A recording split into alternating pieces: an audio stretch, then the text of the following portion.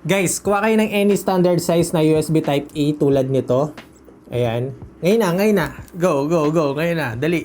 Post nyo tong video na ito. Okay, ang reason kung bakit ko kayo pinakuhanan para may idea kayo kung gaano kanipis itong Infinix Hot 50 Pro Plus. Ayan yung comparison ng thickness no nitong phone na to at ng yung mismong body nitong USB-A na charging cable. As you can see, grabe, almost similar sila guys ng size. Ganun kanipis itong Infinix Hot 50 Pro Plus.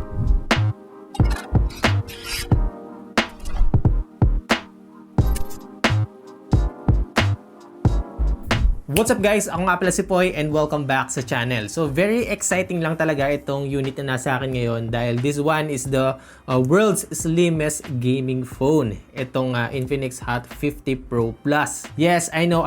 Lahat naman tayo guys may preference, no? Meron tayong gusto, no, sa isang smartphone. Well, itong phone na to ay yung target consumer talaga niya ay yung mga tulad ko na gusto ng manipis na phone, madaling bitbitin. Kasi guys, sa mga hindi nakakaalam, meron akong phone pero ang case na ginagamit ko guys, yung Aramid case. Pinakamanipis na case no na available sa market. And yun yung isa sa tina-target nito, yung mga tipong ayaw nila ng bulky na phone, mabigat, mahirap dalhin, mahirap ibulsa, pero at the same time hindi apektado ang performance. Now, bago natin pag-usapan yung mga features na meron dito sa Infinix Hot 50 Pro Plus, magkano ba ito? SRP nito guys is 8,499 pesos, pero magkakaroon tayo ng exclusive discount no sa kanilang TikTok shop. Magiging 7,299 pesos na lang to. Exclusive to sa kanilang TikTok shop this October 29, kaya naman kung decided na kayo na kumuha nito, grab nyo na kasi limited time lang ito. Skip na natin yung unboxing kasi gumawa na ako ng separate video dyan. Kung gusto nyo malaman kung ano yung meron sa loob nito, click nyo dyan sa taas. Alright? Now, pag-usapan na natin yung kanyang slim edge design. Okay, balikan lang natin guys yung one of the main feature ng phone na to pagdating sa kanyang design ay yung kanyang thickness. So, this is the world's slimmest gaming phone guys na merong 6.8 millimeters lang no na thickness. Nabanggit ko na ito sa unboxing video natin na usually nasa around 7.9, 8 millimeters to 9 millimeters ang standard size ng isang smartphone or yung thickness nila. So may idea na kayo guys na gaano ka nipis to doon sa USB-A na pinakita ko sa inyo guys, pero ito pa yung ibang samples no. Meron tayong 10,000 mAh power bank dito and as you can see, ganyan yung difference ng dalawa. At ito, pinag-compare ko rin siya sa patong-patong na card and as you can see guys, makikita nyo dyan na ganyan lang kanipis talaga itong phone na to. Nakatulong din dito yung bigat ng phone na to guys, which is meron lang siyang 162 grams no. Tapos nagustuhan ko rin dito yung meron siyang slight curve sa back panel niya na sobrang komportable siyang hinahawakan. Gustong gusto ko rin talaga yung pagkaka-design dito guys na meron siyang matte frosted design sa likod, meaning kahit na ilang beses ko na siyang hinawakan ayun no, wala pa rin kayo nakikitang dumi or fingerprints.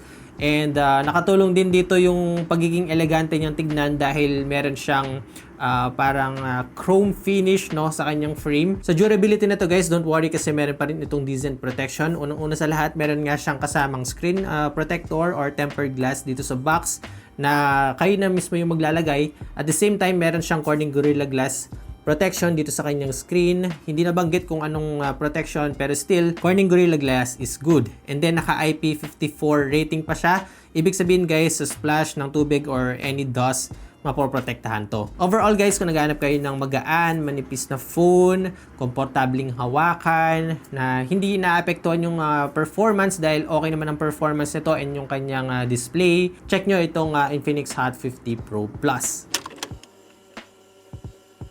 Alright, now pagdating naman sa kanyang display at para sa akin sulit na sulit din guys yung makukuha natin dito. Meron itong 6.78-inch curved AMOLED display and then meron siyang 120Hz refresh rate, 360Hz na touch sampling rate, Full HD Plus resolution at meron siyang up to 1,300 nits peak brightness. Nakakatuwa lang kasi sa under 10,000 pesos or around 8,000 pesos na smartphone, meron ka ng curved display, naka-punch hole, wala tayong chin, very symmetric yung mga bezels at naka-AMOLED pa yung kanyang panel. So expect natin dito guys na magkakaroon tayo dito ng smooth experience no pagdating sa navigating, sa pag-scroll dahil naka 120Hz na siya. Tapos, very bright and vivid nung colors. Napaka, alam niyo yun, punchy. Overall, gustong-gusto ko yung display niya. Naka Widevine L1 na siya. So, sa Netflix, makakapanood tayo ng HD. And ito pa pala, no, para mas ma-enjoy pa natin yung panonood, pakikinig ng music, or sa gaming,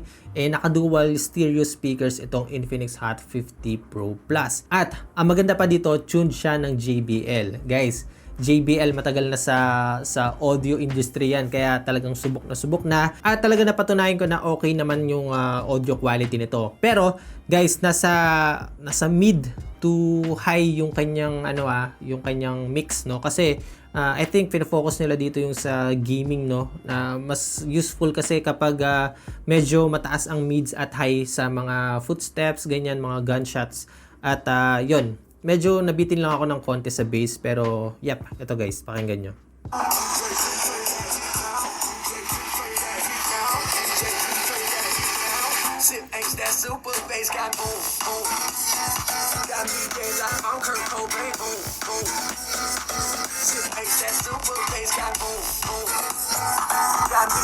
So yep, mapa-entertainment sa panonood, sa paglalaro, sa pagre-research, dahil na meron siyang low blue light certification na makakatulong naman na kahit na matagal natin siyang ginagamit, hindi nakaka-eye strain. Kumbaga parang pang all around yung kanyang display. Kaya okay na okay siya para sa akin.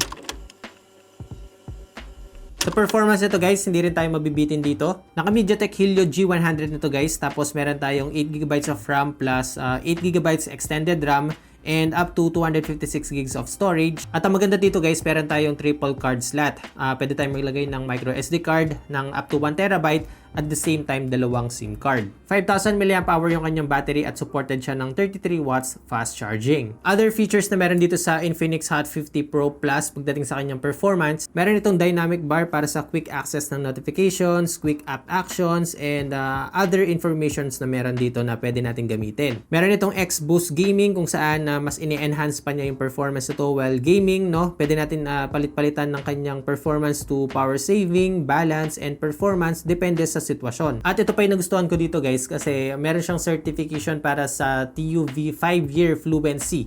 Ibig sabihin nun guys, kahit na 5 years or more than mo na siyang ginagamit, talagang from start or pagkabukas natin sa kanya galing sa box hanggang 5 years, smooth pa rin ang may experience natin dito or wala tayong makikitang any problem, no, sa within 5 years, no, sa paggamit natin dito. Sobrang laking assurance ito para sa ating mga consumers, no. Kumbaga parang nagbibigay sila sa atin ng idea kung hanggang saan or gaano katagal natin magagamit itong phone na to. Malaking tulong din talaga ito sa mga consumers na bumibili ng phone or ng mga gamit nila na gusto nila yung pangmatagalan. Meron din itong battery protection feature kung saan meron siyang iba't ibang klaseng charging mode, no? Meron tayong hyper, yung pinakamataas na charging speed, and then meron din tayong smart, no? Nag-a-adjust siya depende sa kung anong ginagawa natin sa phone. At ito yung pinaka-nagustuhan ko kasi meron siyang bypass charging. So kung maghapon tayo naglalaro ng Mobile Legends or other mobile games at gusto natin naka-charge, laging naka-full power, pwede natin gamitin yung bypass charging. Sa mga naghanap naman ng performance nito sa gaming, don't worry, meron tayong game test, no? And actually, tinest din natin itong Honor of Kings kung saan ito yung collaboration niya ngayon. And then, meron din tayong Mobile Legends, Genshin Impact, and Call of Duty Mobile. But bago ko ipakita sa inyo yun guys, meron tayong mga AI features muna na pag-uusapan. Dalawa sa paborito kong AI features nito is yung number one, yung AI eraser na very useful guys, lalo na sa public. At gusto natin mabawas-bawasan yung mga photobomber sa likod or meron tayong mga unnecessary objects na gustong tanggalin. So, pwede natin gamitin itong AI eraser. Number 2 is yung Ask AI. Gustong-gusto kong gamitin dito yung summarize, no? Kung saan, for example, meron tayong binabasa na isang balita or news, article, ganyan. Gusto natin na mas mapaiksi or malaman natin guys yung pinaka-main point or yung pinaka-highlights ng article na yon. So, gamit itong Ask AI, papaiksiin niya yon at alam niyo yun, mas malalaman natin agad natin kung ano yung main point ng article na yon, which is good and very helpful para sa akin. Meron pa tayong AI cutouts, meron pa siyang AI wallpaper and more. So, kayo na mismo yung mag-explore kapag nakuha niyo na to. Ngayon, para sa naghahanap ng performance nito sa gaming, ito yung game test natin.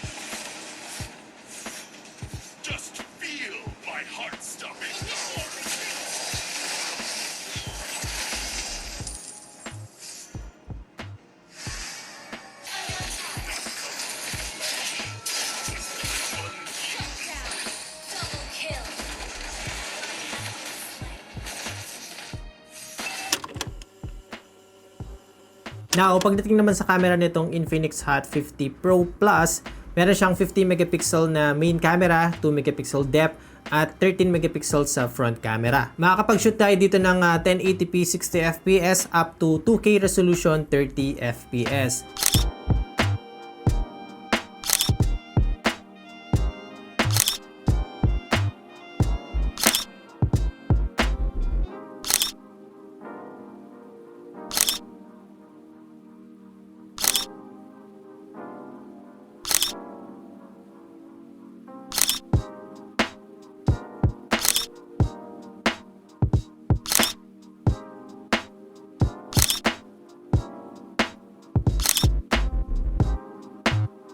Kuha lang ako ng sample outdoor video guys kasi as you can see ayun, no, naman malapit nang umulan, so yeah, habulin natin. Anyway guys, ito yung may expect nyo kapag nag-shoot kayo dito sa Infinix Hot 50 Pro Plus. Ayan, I'm shooting 2K resolution guys sa 30 fps.